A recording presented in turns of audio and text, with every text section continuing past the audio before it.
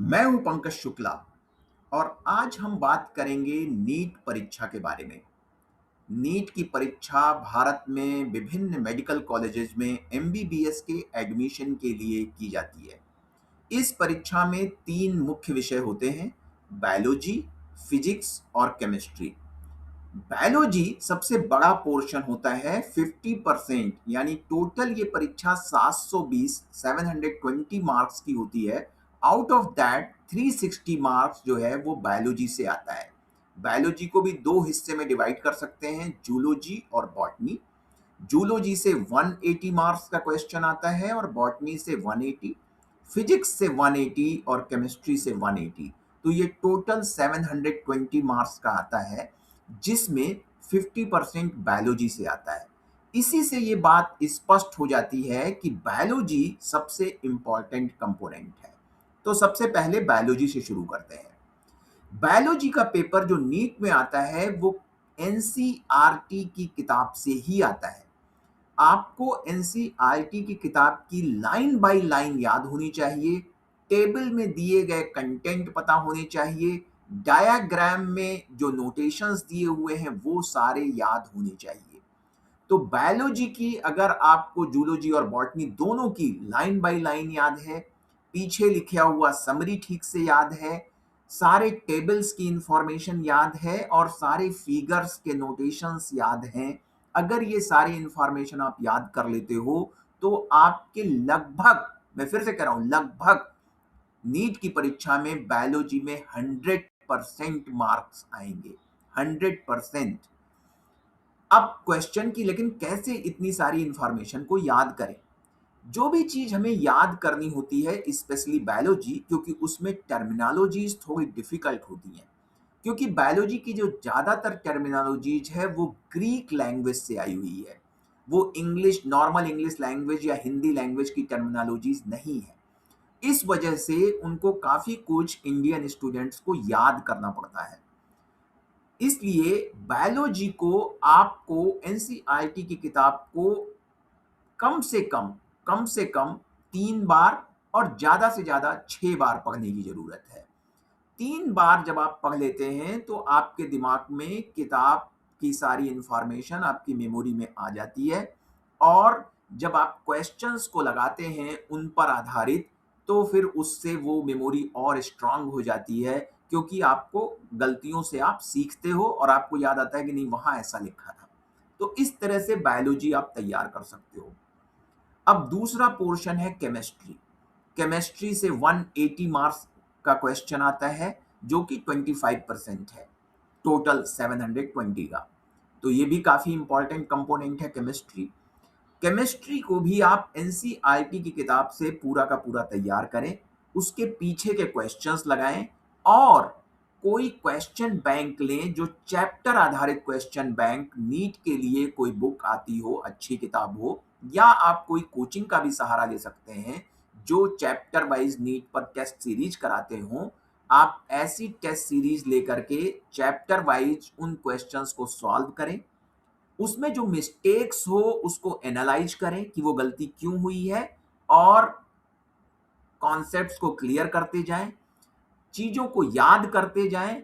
इससे आपकी केमिस्ट्री बहुत बेहतर हो जाएगी। अब आते हैं सबसे डिफिकल्ट पोर्शन पे।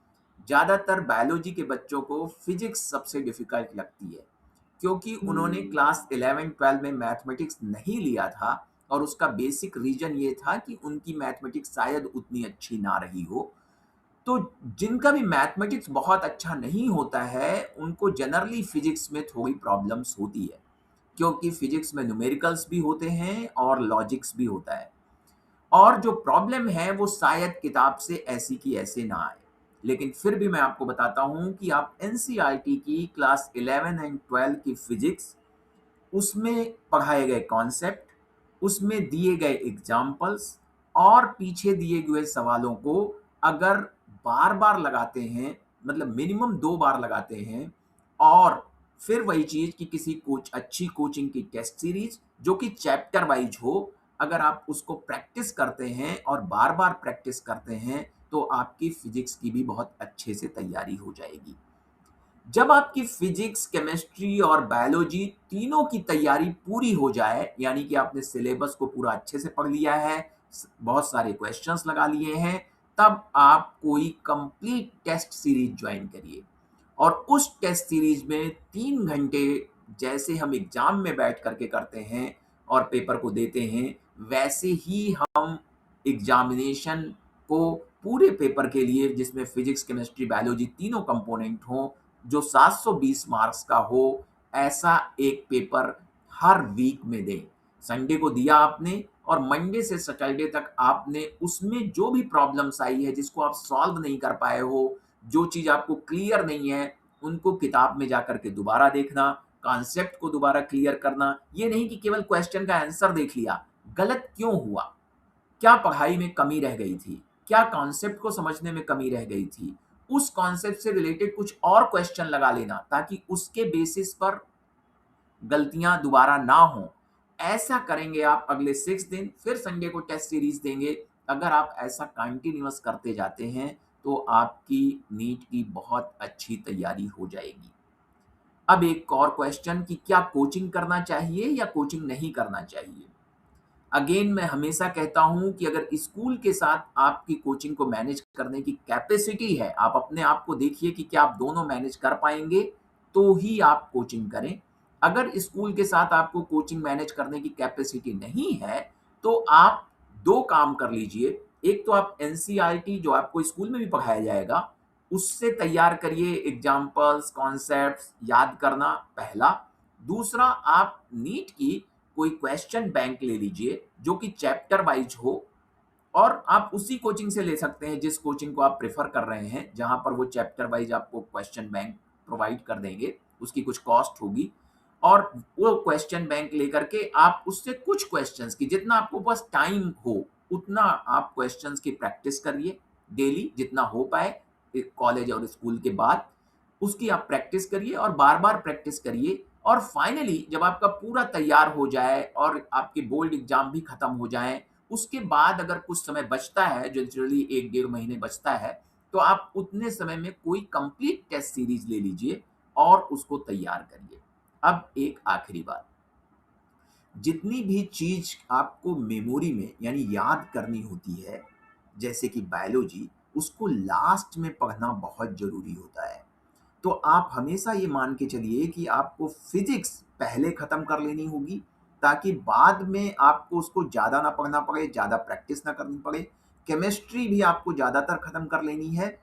बायोलॉजी आपको लास्ट के 15 दिन जरूर से पढ़नी पड़ेगी, क्योंकि वो मेमोरी की चीज़ है, मेमोरी से चीज़ें स्लिप हो जाती हैं। इसलिए लास्ट के 15 दिन जब आपका नीट का एग्जाम बचा हो, तो आप ज़्यादा टाइम बायोलॉजी पर फोकस करें। एक तो वो ज़्यादा आता है एग्जाम में, और उसके क्वेश्चन आसानी से लग जाते हैं, क्योंकि वो मेमोरी बेस्ड होते हैं। आपको कोई ज़्यादा एनालिसिस नहीं करनी पड़ती है, और कोई न्यूमेरिकल नहीं सॉल्व करना पड़ता है, वो टाइम भी कम लेता है। इसलिए आप लास्ट में 15 दिन 20 दिन ज़्यादा टाइम, सारा नहीं, ज़्यादा बायोलॉजी पर लगाएं। बाकी जो थोड़ा बहुत टाइम है, बचा हुआ टाइम है, उसको आप केमिस्ट्री और फिजिक्स पे लगाएं। एक और बात, आप नोट्स बनाइए। अब ऐसा नोट्स समराइज्ड फॉर्म में, जिसको आप एग्जाम के आसपास पढ़ करके पूरे चैप्टर को समझ सकें। फिजिक्स के लिए जैसे मैं आपको बताता हूँ, फिजिक्स के लिए जब आप नोट्स बनाएं, तो आप ऐसा नोट्स बनाएं जिसमें आपने कुछ फार्मूलाज, कुछ कॉन्सेप्ट लिख दिए, और 3-4 क्वेश्चंस जो नीट के लेवल के हों और जो अक्सर पूछे जाते हों, उन क्वेश्चंस को सॉल्व करके एक नोट्स बना दिया, और एक सर्कल में उस कॉन्सेप्ट को लिख दिया जिसके आधार पे ये क्वेश्चन सॉल्व हुआ है। इससे आपका नोट्स बहुत बेहतर होगा, और आप जल्दी जल्दी उसको रिवाइज कर पाएंगे और कई बार रिवाइज कर पाएंगे। बायोलॉजी में आप जब नोट्स बनाएं, तो आप कोशिश करिए कि जितनी भी इंफॉर्मेशन एक पेज में समराइज्ड फॉर्म में आ सकती है, पिक्टोरियल फॉर्म में आ सकती है, टेबल के फॉर्म में आ सकती है, उस इंफॉर्मेशन को पिक्चर के फॉर्म में या समरी के फॉर्म में या टेबल के फॉर्म में या ट्री के फॉर्म में मेंशन करते हुए लिखें, ताकि वो इंफॉर्मेशन छोटी हो, कंसाइज हो और रिवाइज करने में आसान हो। एक और बात, जो चीज बहुत सिंपल लगती हो, और लगता हो कि ये तो मेरी मेमोरी में हमेशा ही रहता है और होता ही है, हमें कुछ बेसिक चीज़ें हमेशा आती रहती हैं, उसको नोट्स में शामिल ना करें। क्योंकि उससे अननेसेसरी स्पेस जाएगा, जब आप उसको पढ़ेंगे तो वो भी चीज़ पढ़नी पड़ेगी जो आपको पहले से आती है। तो आप नोट्स में सिर्फ़ उन चीज़ों को शामिल करें जो आपको नई लगती है, डिफ़िकल्ट लगती है और जो आपको लगता है कि आपको एंड टाइम पर जिनकी रिवाइज़ करने की आपको ज़रूरत होगी। तो आई होप ये जो वीडियो है इससे आपको क्लैरिटी आई होगी कि नीट की परीक्षा की तैयारी कैसे करें। और मुझे उम्मीद है कि अगर आप ये स्टेप्स को फॉलो करेंगे तो आप क्लास 12 के बाद या उसके 1 साल के बाद किसी मेडिकल कॉलेज में एमबीबीएस कर रहे होंगे। Thank you everyone for listening.